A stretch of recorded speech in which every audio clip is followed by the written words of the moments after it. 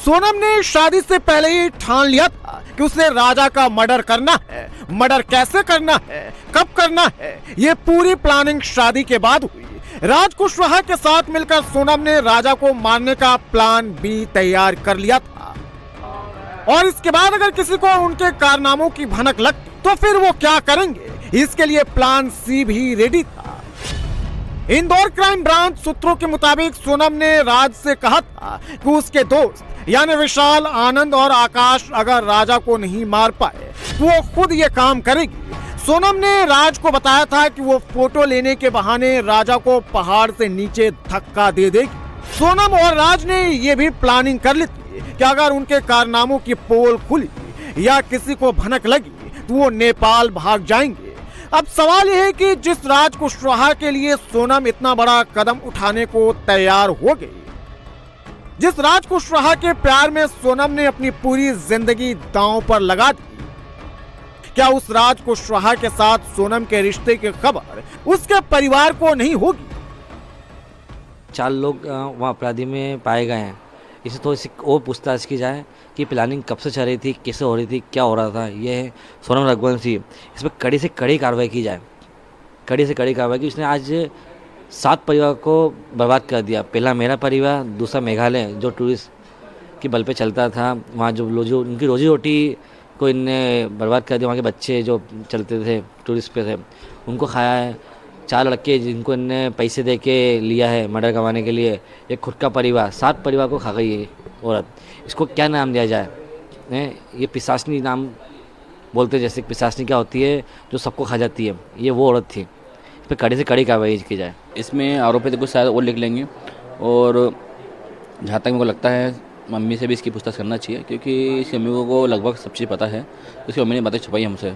हर माँ आपको जो है अपने बच्चे के बारे में पता रहता है। मेरे घर में मेरे को सब पता है, मैं कब जाता हूँ, क्या करता हूँ, किससे बात करता हूँ, किससे बात नहीं करता, हर चीज़ पता रहती है। तो उनकी मम्मी को सब चीज़ पता होगी। पहले उनकी मम्मी बोलती थी तो मेरी बच्ची जो संस्कारी है, बाद में शादी में बोलती है तो मेरी बच्ची सुनती किसी नहीं थी, गुस्से वाली थी, वो बात करती थी तो उसकी सब उसकी मर्जी चलाती थी। तो क्या ये सब चीज़ें उसकी माँ जो झूठ बोल रही है ना शुरू से एंड तक, वो अलग ही चल रही है। सोनम से शादी करते ही राजा को पता चल गया था कि उसने बहुत बड़ी गलती कर दी है। सोनम शादी के कुछ ही दिन बाद मायके चली गई थी। उसके पास राजा से फोन पर भी बात करने का टाइम नहीं रहता था। राजा को ये बात खटकने लगी थी और इसका जिक्र उसने अपने परिवार वालों से भी किया था। बच्चा कहता है कि उसकी मम्मी को ऐसे व्यवहार कर रहे कि मैं जैसे कोई उसको भगा के लाया या कुछ शादी अपने धूमधाम से करी, पर उनको अजीब ही कुछ करती है। मतलब संबंध भी नहीं बनाए शादी के बाद, रूम सजा हुआ था लेकिन वो अभी सजा हुआ है। अच्छा, तो ये जो है राजा ने अपनी माँ से ऐसा कहा कि मम्मी बोला कुछ बात नहीं करना राजी नहीं हो रही है। अच्छा, तो फिर मैं शादी करके पछता रहा हूँ। अच्छा, ये बोलेगा? हाँ, पछता रहा हूँ। वो बस फोन पे लगी रहती है। मैं से बात और राजी नहीं, इसलिए मैं शादी नहीं करता, अच्छा रहता। पर अब वो समाज में चलो शादी करी, वो उसके बाद ये फोन पे कहते बोले अपन घूमने जाएंगे।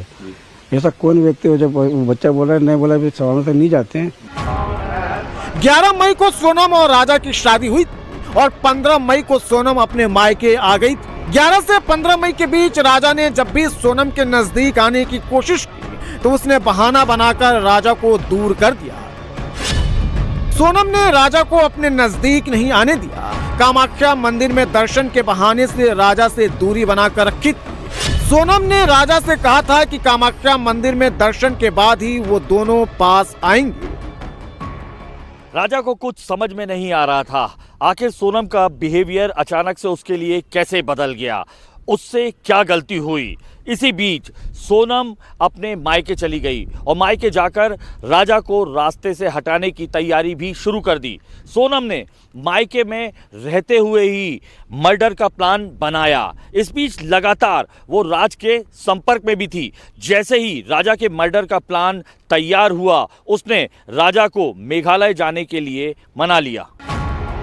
राजा भी मेघालय चलने को तैयार हो गया, ये सोचकर कि शायद सोनम के साथ उसकी नई जिंदगी का आगाज शायद वहीं से होना लिखा है। लेकिन सोनम के दिमाग में कुछ और ही चल रहा था। राजा और सोनम के मेघालय निकलने से पहले ही उसके कातिल वहां पहुंच चुके थे। राज कुशवाहा ने तीनों किलर्स को 3 दिन पहले ही पैसे देकर ट्रेन से मेघालय भेज दिया।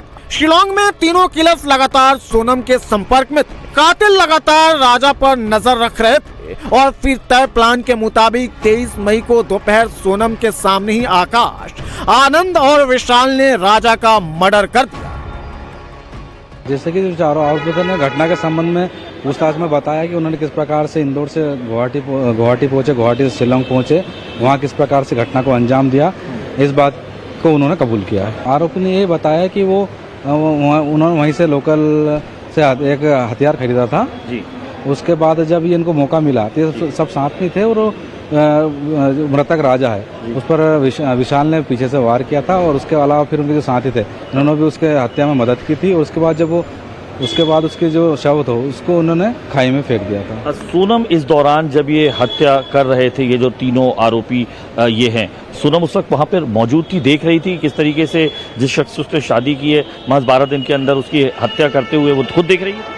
हाँ, आरोपियों ने इस बात की भी पुष्टि की है कि वो सोनम भी उस समय घटनास्थल पर ही मौजूद थी। अच्छा, ये राज इस मामले में जो है मेन प्लानर है, उसके ये तीनों दोस्त थे। राज ने किस तरीके से प्लानिंग की और कैसे उन तीनों को भेजा था यहाँ से और लगातार कैसे संपर्क में था?